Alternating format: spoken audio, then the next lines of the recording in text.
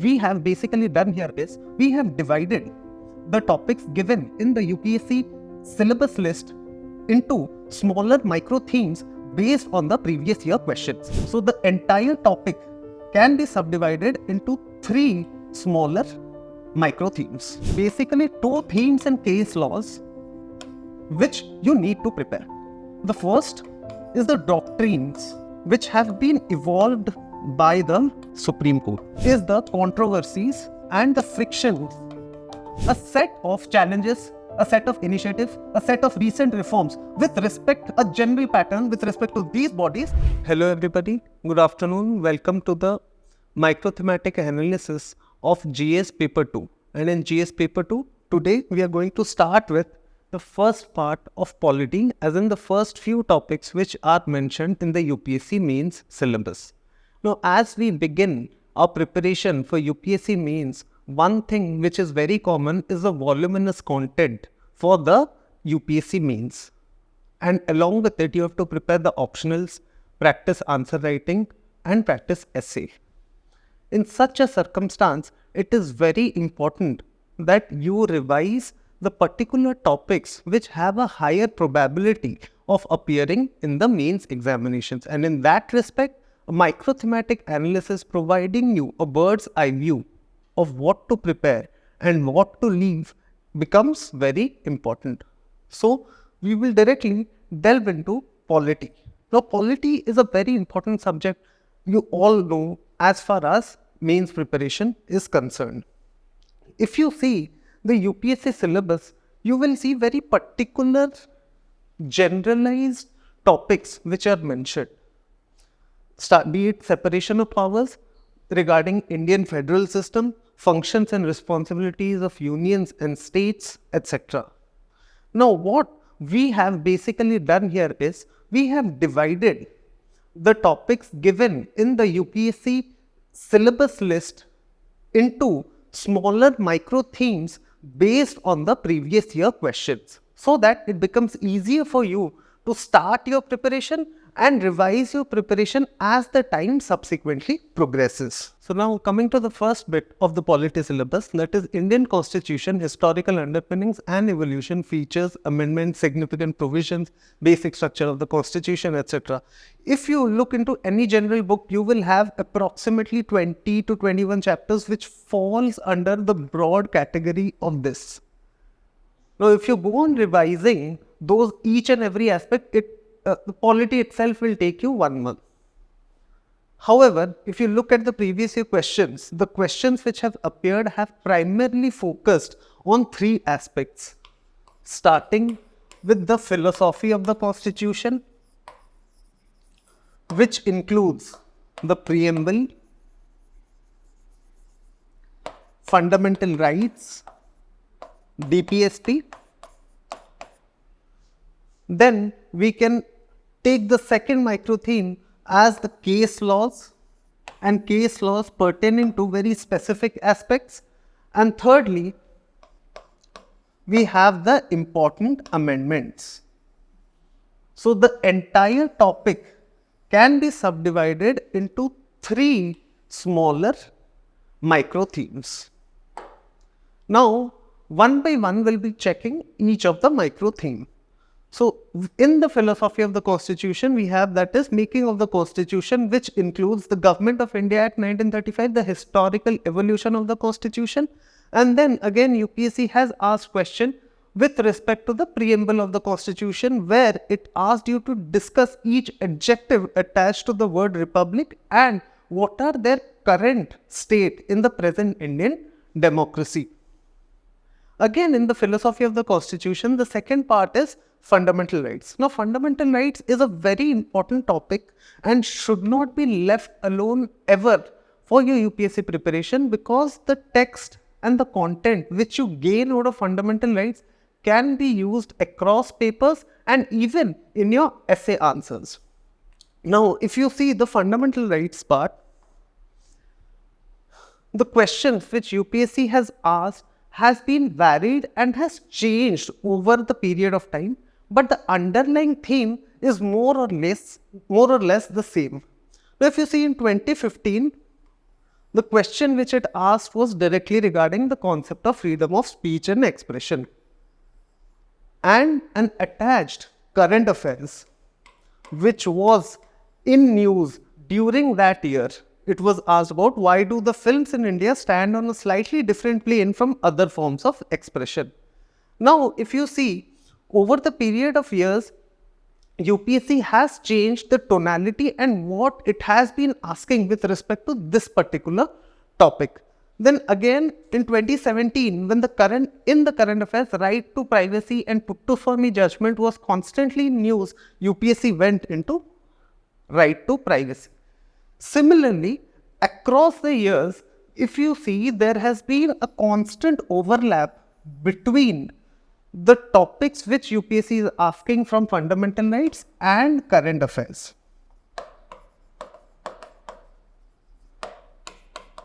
So this again should narrow down your preparation to this aspect. Now, one thing you should note is, do not leave alone the fundamental rights completely, but prepare holistically and give more focus on this overlap. The next topic is directive principle of state policy within the philosophy of the Constitution. Here again, there not many questions have been asked, but again, those questions which have been constantly in news over the last 1.5 years becomes very important. In lines with this philosophy, in 2015, the question was on Uniform Civil Code, and in 2023, it was asked about free legal aid. Now, the second aspect of this broad theme is the case laws. In the past 2 to 3 years, especially if you see the polity paper, UPSC has extensively delved into the case laws, but in case laws, you need to prepare it in a slightly different way. So, there are basically 2 themes in case laws which you need to prepare. The first is the doctrines which have been evolved by the Supreme Court. And the second theme is any broader socio-economic issue. No, by doctrines I mean, if you see the question in 2021, the question was on constitutional morality. So, all the case laws pertaining to other important doctrines also become important. Similarly, by broader socio-economic issues, I refer to the questions, if you see in the past few years, have been asked about the constitutionalization of environmental problems, constitutionalization of gender justice. And again, in 2016, there was a question on the doctrines evolved by the Supreme Court, that is the basic features of the Constitution. So, this is how you should approach the case law aspect rather than mugging up and learning each and every case law possible. And the last micro theme from this topic is amendments. Again, in amendments, you need to go for the most important amendments of the past 3 to 4 years. And then look at its effect on Indian polity, Indian society and Indian economy. If I give you an example, the amendment on GS2 came up or the amendment on NCBC came up. So, those questions appeared in UPSC and its direct linkage was with the accompanying polity, society and economy of those times. So, amendments again, you need to focus on these aspects. So, now we come to the second broader theme mentioned in your UPSC syllabus, that is the functions and responsibilities of the union and the states, issues and challenges of federal structure. So, here also we have divided this particular broader topic into smaller themes, starting with the nature of Indian federalism, then you have the center-state relations, then the special provisions mentioned in the Constitution, especially relating to Article 370 and 371, and then you have the emergency provisions. So one by one, we'll be starting with nature of Indian federalism, and we'll see what topics and what micro topics basically UPSC focuses upon. Now, if you see the nature of Indian federalism, the questions on this topic particularly has revolved around the various terms which you see in news or in your current affairs magazines related to this. By this I mean, be it a cooperative federalism, competitive federalism, or a sui generis federalism. Similarly, you have the asymmetric federalism. So various phrases associated with federalism which comes up in news again and again becomes very important as far as this micro theme is concerned. If you see at the questions which UPSC has asked, how far do you think cooperation, competition and confrontation have shaped the nature of Indian federation in India? Then again in 2016, the question came upon exhibit centralizing tendencies to maintain unity and integrity of the nations with respect to 3 particular acts which were in news that year. Then again in 2015, the question had come on the concept of cooperative federalism. So by this logic, cooperative federalism becomes the most important topic in this entire scenario. But other aspects of nature of Indian federalism should also be looked into, because UPSC has a tendency of going a bit tangential as far as this topic is concerned. Now, the second micro theme in this particular topic is the center-state relations.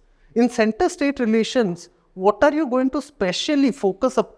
In center-state relations, what are you going to specially focus upon is the controversies and the frictions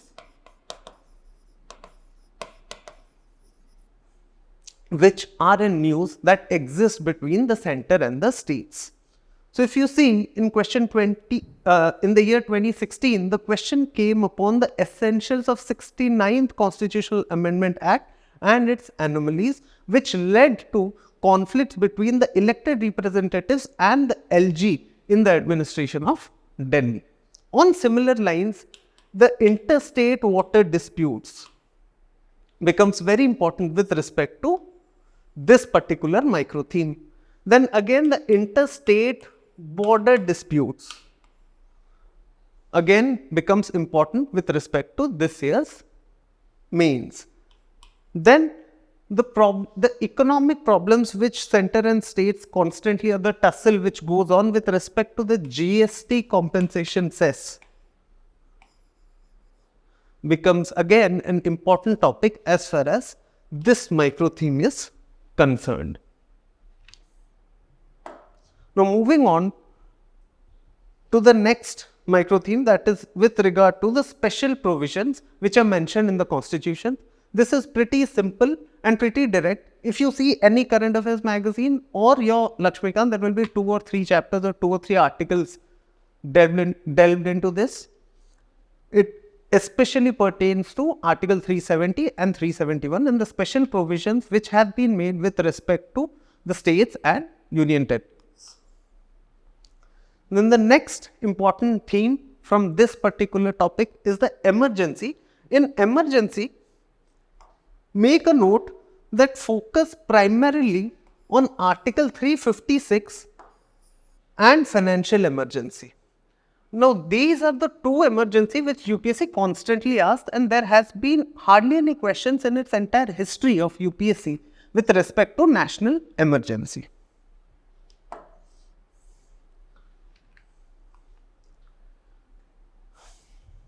Now, moving on, the third and probably the most important theme for the UPSC mains is the separation of powers. Now, if you see the separation of powers between different organs, dispute redressal mechanisms and institutions, how to approach this topic, just make a list of where are the conflicts between executive versus judiciary, where is there a tussle between executive and legislature, and where are the controversies between the legislature and judiciary. Now, once you have this list ready, each and any question which comes from this particular topic can be addressed. So one by one, we'll see these particular themes and how they have appeared in the UPSC mains paper. So if first you see executive versus judiciary in 2017, it was constantly in current affairs, the NJAC and the NJAC Act. The question was directly from there. Similarly, if you see executive versus legislature, now this has constantly appeared in UPSC mains paper across years, be it with respect to ordinances or with respect to legislative powers of the governor versus state government. These are all the important aspects and the areas of friction which exist between the executive and legislature, and the fundamentals which created executive and legislature. Similarly, if you move to the third micro theme, that is with respect to judiciary versus legislature. Now, if you see judiciary versus legislature, the most important topics which comes to the frame is first judicial legislation, and related to this are the topics of judicial activism and judicial overreach.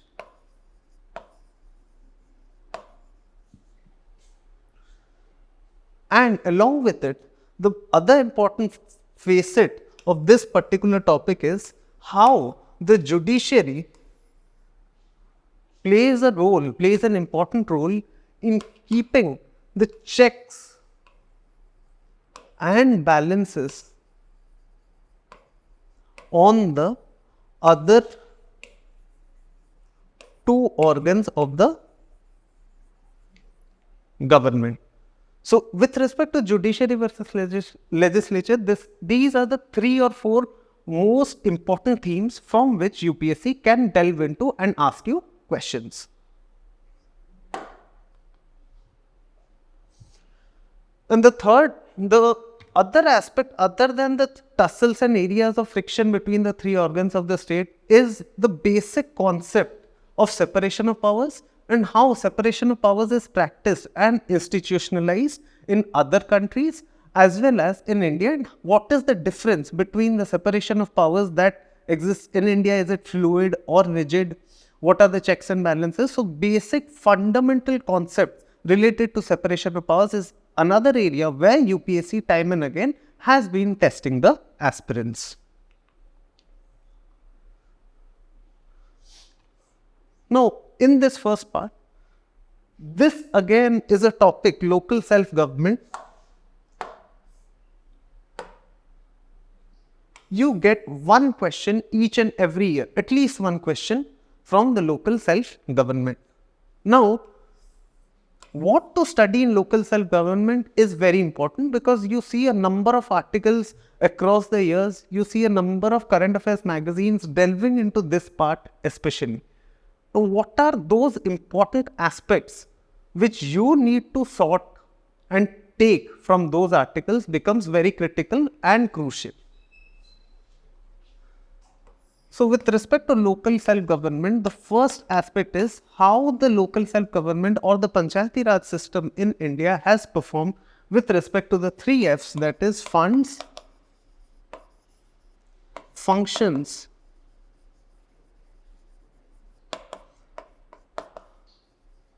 and functionaries.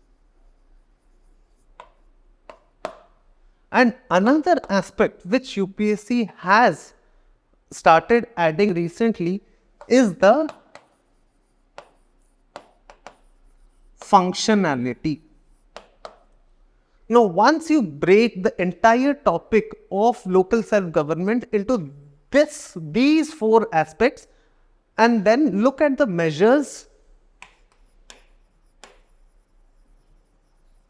and the evaluation of how the Panchayati Raj system has performed with respect to these 4 parameters, any question from this particular topic can be addressed. So moving on to the next theme of the polity, that is Parliament and State Legislature, structure, functioning, conduct of business, powers, privileges and issues therein. Now this is one of the most broadest theme of main syllabus. And there are a number of aspects which needs to be covered in this particular theme if you look at this entire topic. However, a stronger and in-depth analysis of the previous year papers and sorting them according to the questions gives us 4 particular themes where UPSC has constantly focused on in its GS2 mains papers. So in first, we have the parliamentary committees. The second is with respect to presiding officers, the questions related to office of the Speaker of Lok Sabha or office of the Chairman of Rajya Sabha, etc. Then you have had questions on bicameralism, that is also about the second house Rajya Sabha and the legislative councils in states, and a deeper understanding of its functioning becomes very important with respect to UPSC mains. And fourth topic, especially with regard to this theme, has been with respect to powers and functions of MPs. Now within these sub-themes, there are specific areas and specific topics which UPSC has constantly been asking questions over the years. One by one, we will be seeing each and every sub-theme. So first, if you see parliamentary committees, if you look at parliamentary committees, the questions and the line of questioning of UPSC has especially been around 3 or 4 aspects. First, it takes any particular specific committee, like a public accounts committee, or as in 2018, it talked about the estimates committee and asks you to analyze its functioning and working. The second type of questions which UPSC has been asking with respect to parliamentary committees is about the basic concepts of the committee system and its effectivity in the overall parliamentary system of India. If you see question on 2021, the question was, do departmental related parliamentary standing committees keep the administration on its toes and inspire reverence for parliamentary control? Evaluate the working of such committees. Now this again is the type of question where you have to evaluate the working of the committee and the committee system in the broader structure of Indian democracy or Indian parliamentary framework. Moving on, the next important sub-theme from this part of the syllabus is with respect to presiding officers. Now, with respect to presiding officers, it's pretty simple about what you need to study. Now, you need to study especially focusing upon Speaker, its constitutional provisions, its role in the present times, and any areas of friction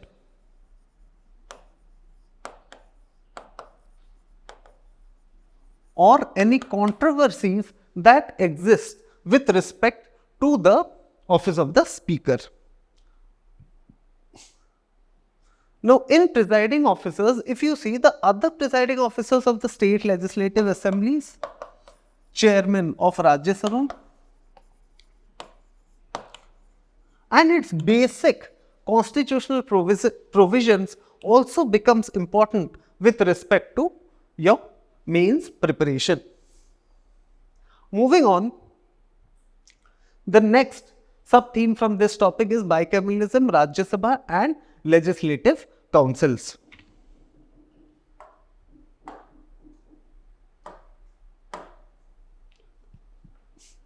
Now, in this aspect, the things which you need to know is what is bicameralism, then role of Rajya Sabha or role of second house in state and the center, and an evaluation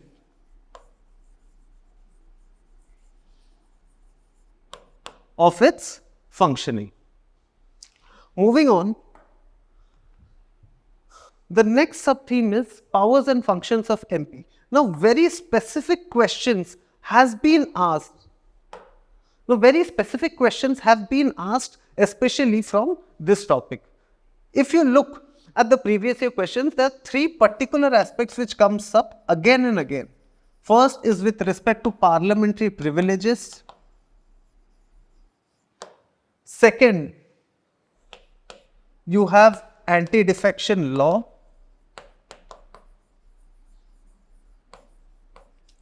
And the third important aspect is the freedom of speech and expression of MPs in the floor of the House. And the fourth aspect, which is very important with respect to this, is the functioning or the number of sessions of the present evaluation of the present parliamentary work going on in the sessions. Now, moving on to the next sub-theme that pertains to structure, organization and function of executive and judiciary, and it also includes you to analyze some aspects about pressure groups and the union executive. So, the questions over the years from this subtopic has particularly focused on three aspects. First is judiciary and dispute resolution, second is pressure groups, and third is union executive. To start with, if you see with respect to judiciary and dispute resolutions, focus on the issues and topics and the controversies which are associated just with respect to the judiciary, be it representation of women or the amount of judicial independence, judicial accountability, the issues which constantly appear in news with respect to the judiciary. And the second aspect of this topic is any particular act or any particular body or institutions which has been recently set up in the last 1.5 years. Moving to the second topic of this sub-theme is the pressure groups. Now, if you see the questions with respect to pressure groups and how UPSC has approached them over the years, you will see a particular pattern that it asks you, especially with respect to two aspects. One is the static aspects, where it will ask you with regard to what is pressure groups, what are the methods employed by the pressure groups, how pressure groups works in a democracy like India. And the second type of question which has been appearing in the UPSC mains examination is with respect to pressure groups working in a particular sphere or a particular sphere of interest. Say role of pressure groups in public policy, or role of pressure groups in role of farmer bodies as pressure groups and influencing the policies of the government. So, there are essentially two aspects which you are going to study when you are focusing on pressure groups. Now, with respect to union executive, other than current affairs, there are 2 or 3 important bodies and 2 or 3 important functionaries which you should keep your focus upon while preparing this topic. The first is the Attorney General of India. The second, President and presidential powers, especially 2 powers, that is veto power and pardoning power, becomes very important for your means preparation. And the third aspect is the Prime Minister and its cabinet, and what are the associated controversies. Now, these are some of the questions which UPSC keeps on repeating in its static part. Now, moving to the next aspect, that is the most important topic this year, is the salient features of the Representation of Peoples Act. Now, while studying this particular topic, focus upon the Election Commission of India, its associated controversies, and the reforms which ECI has been proposing years and years. For years and years, that becomes important with respect to ECI. Then you move into the election process, where your focus area should be more upon the new methods and the new technologies which ECI or the election processes involve and incorporate. be it a simultaneous election process, the idea of simultaneous elections, use of EVM, the controversies associated with it, or the VVPAT issue, etc. Then you have the political parties. Now, in respect to political parties, I need to show you one thing, that is, if you see the questions on political parties, it has primarily been on the evolution of Indian party system, where students have constantly been troubled because you don't find these answers in your traditional Lakshmikant or a traditional book. So it's very important for you to prepare the Indian party system from two aspects, that is, how the Indian party system has evolved over the years, especially the part, what are the important features of Indian party system in present times, and considering we have a coalition government now, the role of regional parties in national politics also becomes very important from this year mains perspective. Now, moving on to the last and one of the least prepared topics of the polity, that is appointment to various constitutional posts, constitutional bodies, statutory, regulatory and quasi-judicial bodies. Now, here it becomes a very tedious job if you go on preparing each and every body possible. So, we have basically divided this into 5 types of bodies where you are going to place your bets on for this year's mains. Now, once you prepare a set of challenges, a set of initiatives, a set of recent reforms with respect, a general pattern with respect to these bodies, and then know about the very specific controversies with respect to particular bodies, you are sorted with these topics. With respect to constitutional bodies, the two most important body, first is Finance Commission and any rights related bodies. By rights related bodies, I mean be it a NCBC or a NCSC, etc. Then you have quasi-judicial bodies. In quasi-judicial bodies, the two aspects where you are going to primarily focus upon are the concept of quasi-judicial bodies, and then the second, the evolution and performance of tribunal system in India. Then sectoral regulatory bodies. So, sectoral regulatory bodies which UPSC now and then delves into once a year. Prepare a general list of points which you can apply across sectoral bodies. I think they should sort this issue. Then with respect to enforcement agencies, there are two very important. CBI and ED becomes very important, and why they have been new for the past 1.5 to 2 years, what are the tussles going on around these institutions are very important. And the final one, that is statutory bodies. In statutory bodies, particularly NHRC and NCW, the two most critical bodies for this year's mains examination. Now, if you see one by one, in constitutional bodies, if you see the question pattern of UPSC over the years, there is a question on Finance Commission. Then you have the rights related bodies coming into picture, that is NCBC and NCSC. And the third and the most important functionary with respect to CAG, you need to read the static stuff more than the current related aspects. Then if you move into quasi-judicial bodies, you see the questions have primarily focused upon the CAT or the tribunal system, and the static part, that is what is a quasi-judicial body, and explain with the help of concrete examples. Then moving on, in sectoral regulatory bodies, the questions that have appeared in the mains examination, it has been particularly with respect to the current affairs of the previous year. So, if you go through the current affairs of the past year, and if you see there has been any particular article or a news item with respect to sectoral regulatory bodies, then again this becomes important. Then with respect to enforcement agencies in 2021, there was a direct question on CBI and the ongoing controversy between the state and the center.